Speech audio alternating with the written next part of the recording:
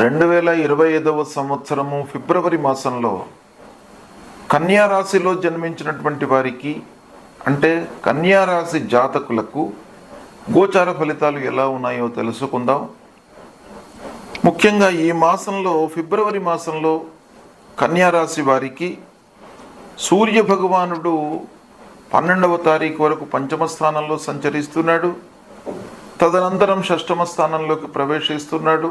షష్టమ స్థాన సంచారము అనుకూలంగా ఉంటుంది, పంచమ స్థానం యొక్క సంచారం ప్రతికూలంగా ఉంటుంది. ఇక కుజుడు దశమ స్థానంలో సంచరిస్తున్నాడు, ప్రతికూలంగా ఉన్నాడు. బుధుడు పంచమ షష్టమ స్థానాల్లో సంచరిస్తున్నాడు, అనుకూలంగా ఉన్నాడు.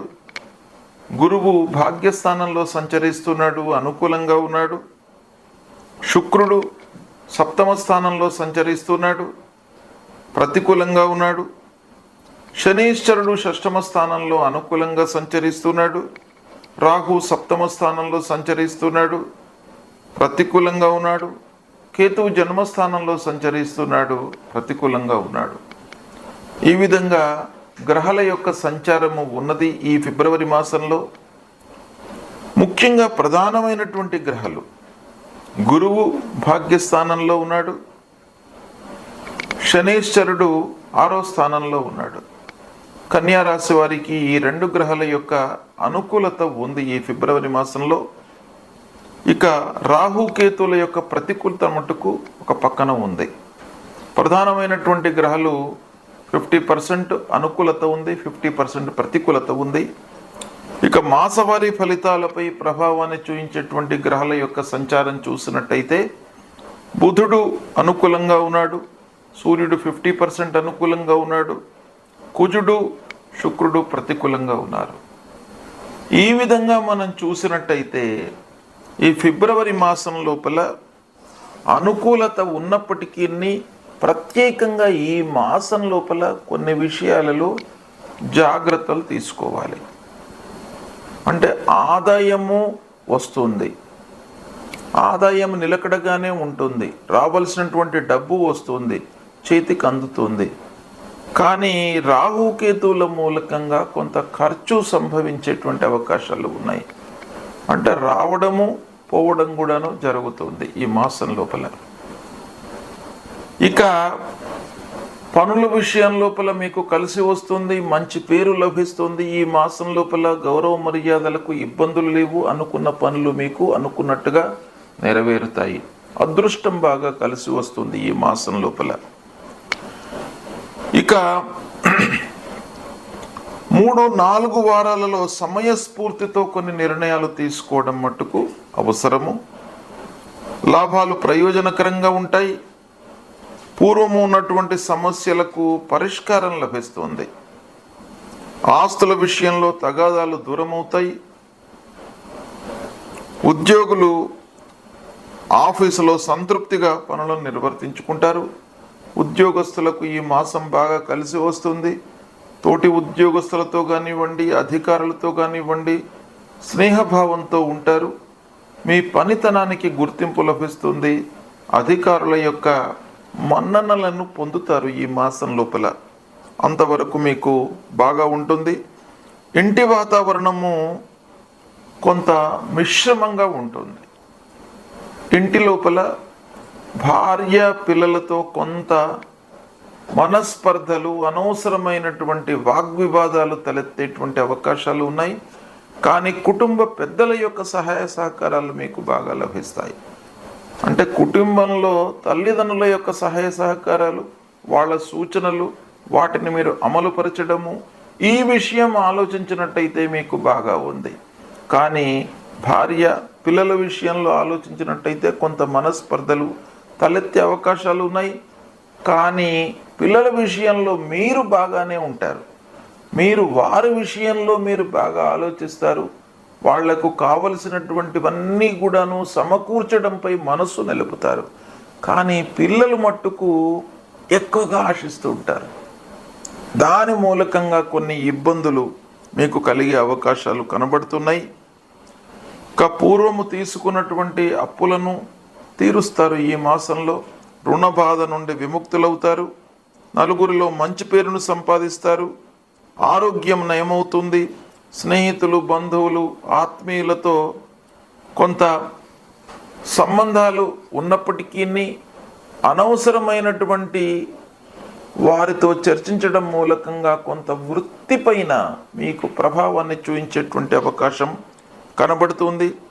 ఇక గృహము, నిర్మాణము, భూములు కొనుగోలు, వాహనములు, వీటిపై కూడాను మీకు కొంత మంచి అనుకూలత ఉంటుంది.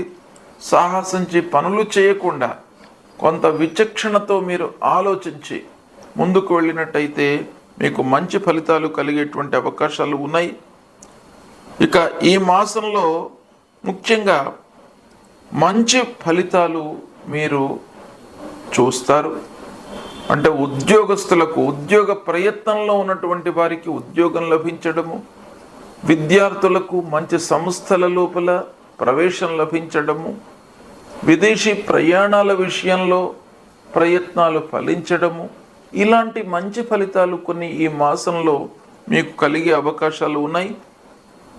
ఇంటికి కావలసినటువంటి వస్తువులను కొనుగోలు చేయడంలో కొంత ఆలస్యము, జాప్యము జరిగినప్పటికీ కొనడం మట్టుకు ఈ మాసంలో జరుగుతుంది. సంగీత, సాహిత్య కళాకారులకు, మీడియా రంగంలో ఉన్నటువంటి వారికి, వ్యాపారంలో ఉన్నటువంటి వారికి, సాఫ్ట్వేర్ వృత్తిలో ఉన్నటువంటి వారికి పనులు కలిసి వస్తాయి. అయితే కొంత మనస్పర్ధలు తలెత్తేటువంటి అవకాశాలు ఉన్నాయి వ్యవహారం చేస్తున్నటువంటి సమయం లోపల. కాబట్టి కొన్ని జాగ్రత్తలు మట్టుకు తీసుకోవాలి. ఓవరాల్గా మనం చూసినట్టయితే ఈ మాసం చాలా ఆశావహంగా ఉంది. కొత్త అవకాశాలను మీరు పొందుతారు. ఇక ఆరోగ్య పరంగా కొంత జాగ్రత్తలు మట్టుకు తీసుకోవాలి. ప్రారంభంలో, ఈ మాసం ప్రారంభంలో కొంత వర్క్ లోడ్ మూలకంగా మీరు శరీరంపై, మీ ఆరోగ్యంపై ఎక్కువ మనస్సు నిలపలేకపోతారు. కనుక తద్వారా కొన్ని ఇబ్బందులు తలెత్తే అవకాశం కనబడుతున్నాయి. ఆర్థికంగా మట్టుకు మీరు నిలదొక్కుంటారు. రావాల్సినటువంటి డబ్బు చేతికి అందుతుంది. ఈ విధంగా మీకు ఈ మాసంలో మంచి ఫలితాలు కొన్ని విషయాలలో బాగా ఉన్నాయి. దాన్ని మీరు సద్వినియోగపరుచుకున్నట్టయితే భవిష్యత్తు లోపల ఈ సమయాన్ని మీరు ఉపయోగించుకునేటువంటి అవకాశాలు బాగా ఉన్నాయి. అయితే ఈ మాసంలో ఈ రాశి వారికి, కన్యా రాశిలో జన్మించినటువంటి వారికి ఏ గ్రహాలు బాగా లేవు అనే విషయం ఆలోచించినట్టయితే రాహు, కేతువులు ప్రతికూలంగా ఉన్నారు. తద్వారా ఆరోగ్యము, అనవసరమైన ఆలోచన, భార్యాభర్తల మధ్యన మనస్పర్ధలు, వ్యాపారంలో పార్ట్నర్స్ మధ్యన అగాధం ఏర్పడము, ఇలాంటి వాటిపై ఆ రాహుకేతువుల యొక్క ప్రభావం బాగా ఉంటుంది. కాబట్టి రాహుకేతువుల ప్రీత్యర్థమై రాహుకేతువులకు సంబంధించినటువంటి మూలమంత్రాన్ని ప్రతినిత్యం కూడాను జపించండి. అర్ధకాయం మహావీర్యం చంద్రాదిత్య విమర్ధనం సింహికా గర్భ సంభూతం తం రాహుం ప్రణమామ్యహం అనేటువంటి ఈ మూలమంత్రాన్ని రాహు నిమిత్తమై ఫలాశ పుష్ప సంకాశం తారకా గ్రహమస్తకం రౌద్రం రుద్రాత్మకం ఘోరం తం కేతుం ప్రణమామ్యహం అనేటువంటి ఈ మూలమంత్రాన్ని కేతు నిమిత్తమై చదువుకోండి. రాహుకేతుల యొక్క ప్రభావము, దుష్ప్రభావం నుండి మీరు దూరం అవుతారు. అమ్మవారి యొక్క దేవాలయానికి వెళ్ళండి, అమ్మవారి యొక్క అనుగ్రహాన్ని పొందండి. అదేవిధంగా లక్ష్మీ అమ్మవారిని కొలవండి. మహాలక్ష్మి స్వరూపంలో ఉన్నటువంటి ఆ అమ్మవారిని కొలిచినట్టయితే కూడాను మీకు ఇబ్బందులు రాకుండా ఉంటాయి, మనస్పర్ధలు రాకుండా ఉంటాయి, ఆరోగ్యం కూడాను మీకు నయమవుతుంది. ఇవి నేను చెప్పినటువంటి పరిహారాలను మీరు పాటించినట్టయితే కన్యా రాశి వారికి ఈ ఫిబ్రవరి మాసము బాగా కలిసి వస్తుంది. శుభం. ఈ ఫిబ్రవరి మాసంలో ముఖ్యమైనటువంటి పండుగలు వస్తున్నాయి. ఫిబ్రవరి మాసము 30వ తారీఖు నుండి మాఘమాసం స్టార్ట్ అవుతుంది. అంటే 30 జనవరి నుండి మాఘమాసం ప్రారంభమవుతుంది. ఈ మాఘమాసం లోపల మనకు అత్యంతమైన పవిత్రమైనటువంటి పండుగలు వస్తున్నాయి. అందులో మొట్టమొదటిది వసంత పంచమి. 2వ తారీఖు నాడు వసంత పంచమి ఆదివారం ఉదయం 10 నుండి మళ్ళీ తెల్లవారితే సోమవారం నాడు 7 గంటల వరకు పంచమి వ్యాపించి ఉన్నది. ఈ వసంత పంచమి అనేటువంటిది చాలా ముఖ్యమైనటువంటిది. సరస్వతి అమ్మవారు ఉద్భవించినటువంటి రోజుగా మన పురాణాలు చెప్తున్నాయి. కనుక విద్యార్థులు ముఖ్యంగా ఈ వసంత పంచమి రోజున అమ్మవారి దేవాలయానికి వెళ్ళి సరస్వతి అమ్మవారి యొక్క అనుగ్రహాన్ని పొందినట్టయితే మీకు సువిద్య, మంచి విద్య ప్రాప్తి అవుతుంది, వస్తుంది అనేటువంటిది మనకు పురాణ ఇతిహాసాలు చెప్తున్నాయి. కనుక ముఖ్యంగా విద్యార్థుల కొరకు ఈ వసంత పంచమి. ఇక వ్యాపారులకు కూడాను వసంత పంచమి యొక్క ప్రాధాన్యత బాగా ఉంది. ఈ వసంత పంచమి రోజున ఎవరైతే వ్యాపారాన్ని ప్రారంభిస్తారో గ్రహస్థితికి సంబంధం లేకుండా ఆ వ్యాపారము నిర్విఘ్నంగా కొనసాగుతుంది, లాభదాయకంగా ఉంటుంది. 4 డబ్బులు ఆ వ్యాపారంలో మీరు గడించేటువంటి అవకాశాలు ఉంటాయి. కాబట్టి వసంత పంచమి రోజున మీకు అవకాశాలు ఉన్నట్టయితే వ్యాపారం చేసుకునేటువంటి వాళ్ళు కొత్త వ్యాపారము ఏదో రకంగా వ్యాపారాన్ని ప్రారంభించినట్టయితే మీకు సత్ఫలితాలు ఉంటాయి. ఇక ప్రత్యేకంగా ఈ వసంత పంచమి రోజును మనకు శాస్త్రం లోపల చాలా ఉత్తమమైనటువంటి దినంగా చెప్పబడి ఉంది. ఏంటంటే ఉగాది, విజయదశమి, వసంత పంచమి, రథసప్తమి, కార్తీక శుద్ధ ప్రతిపద, ఇవన్నీ కూడాను ముఖ్యమైనటువంటి పండుగలు. అంటే ముఖ్యమైనటువంటి రోజులు మనం ప్రారంభించడానికి, ఏవైనా కార్యక్రమం ప్రారంభించడానికి కానివ్వండి, ఏదైనా పని చేయడానికి, ఇవి ఈ రోజులలో మీరు చేసినట్టయితే 100% మీకు విజయము చేకూరుతుంది అనేటువంటి విషయం మనకు శాస్త్రంలో చెప్పబడి ఉంది. ఇలా వసంత పంచమి విద్యార్థులకే కాకుండా, వ్యాపారస్తులకే కాకుండా ప్రతి మనిషికి కూడాను మంచి పర్వకాలంగా మనకు శాస్త్రము చెప్పింది. కాబట్టి ఈ వసంత పంచమి రోజును మీరు ఉపయోగించుకోండి. అందరూ కూడాను ఈ వసంత పంచమి రోజున అమ్మవారి అనుగ్రహంతో అమ్మవారి దేవాలయానికి వెళ్ళి అమ్మవారి యొక్క అనుగ్రహాన్ని పొంది మీరు కార్యక్రమాలు ప్రారంభించినట్టయితే మీ అందరికీ కూడాను విజయం చేకూరుతుంది.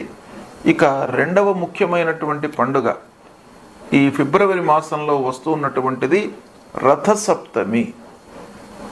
రథసప్తమి రోజున సూర్య భగవానుణ్ణి మనం పూజించాలి. ఆ రథసప్తమి రోజున ఎవరైతే ఆ సూర్య భగవానుణ్ణి పూజిస్తారో వారికి ఈ సంవత్సరం పొడుగు మొత్తం కూడాను ఆయురారోగ్య ఐశ్వర్యాలన్నీ కూడాను కలుగుతాయి. అంటే ఆరోగ్యము చాలా బాగా ఉంటుంది, నిరాటంకంగా జీవితం కొనసాగుతుంది ఆ సూర్య భగవానుడి యొక్క అనుగ్రహం మూలకంగా. దాని తర్వాత మళ్ళీ వచ్చేటువంటిది భీష్మ ఏకాదశి. భీష్మ ఏకాదశి కూడాను చాలా ముఖ్యమైనటువంటి పర్వకాలం. భీష్మ పితామహుణ్ణి ఉద్దేశించి ఆ ఏకాదశి రోజున ఉపవాసం చేసుకున్నట్టయితే మీకు అత్యంత శుభప్రదమైనటువంటి ఫలితాలు, అక్షయమైనటువంటి పుణ్యఫలం లభిస్తుంది. దాని తర్వాత మాఘ పౌర్ణిమ కూడాను అత్యంత పవిత్రమైనటువంటి రోజు ఈ ఫిబ్రవరి మాసంలో వస్తుంది. ఆ రోజున మాఘ పౌర్ణిమ రోజున ఏంటయ్యా విశేషం అంటే స్నానానికి ప్రత్యేకమైనటువంటి దినంగా మనకు శాస్త్రం చెప్పింది. అంటే ఆ మాఘ పౌర్ణిమ రోజున ఉదయం పూటనే స్నానం చేసుకోవాలి. 12వ తారీఖు నాడు వస్తుంది మాఘ పౌర్ణిమ. ఆ రోజున ఉదయం 5:30 నుండి 7:30 మధ్యకాలం లోపల సూర్యోదయాత్ పూర్వము, సూర్యోదయాత్ కించిత్ పరం, ఈ కాలం లోపల మీరు స్నానము ఆచరించినట్టయితే అక్షయ పుణ్యఫలము లభిస్తుంది. మీరు చేసినటువంటి పాపాలన్నీ కూడాను దూరం అవుతాయి. కొన్ని విషయాలలో మనకు తెలియకుండా మనం కొన్ని తప్పులు చేస్తాం. అలాంటి తెలియకుండా చేసేటువంటి తప్పులన్నీ కూడాను ఆ ఉదయం పూట మనం చేసేటువంటి స్నానం మూలకంగా పరిహారం అవుతుంది. దాని తర్వాత మళ్ళీ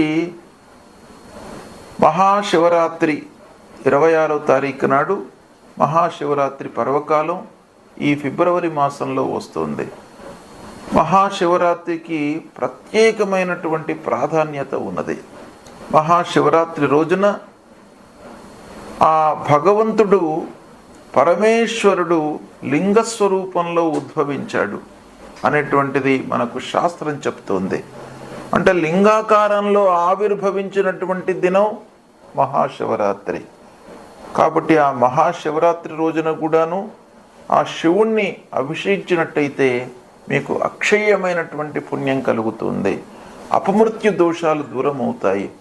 కాబట్టి ఈ అన్ని ఫిబ్రవరి మాసంలో ముఖ్యమైనటువంటి పండుగలు వస్తున్నాయి కనుక వీటిని దృష్టిలో పెట్టుకొని ఆ పండుగలకు మనకు శాస్త్రంలో చెప్పినటువంటి ప్రాధాన్యతని దృష్టిలో పెట్టుకొని మీరు ఆచరించినట్టయితే సత్ఫలితాలను పొందుతారు, ఉత్తమ గతిని పొందుతారు అనేటువంటి విషయం మనకు శాస్త్రం చెప్పింది కనుక ఆచరించండి, శుభ ఫలితాలను పొందుతారు.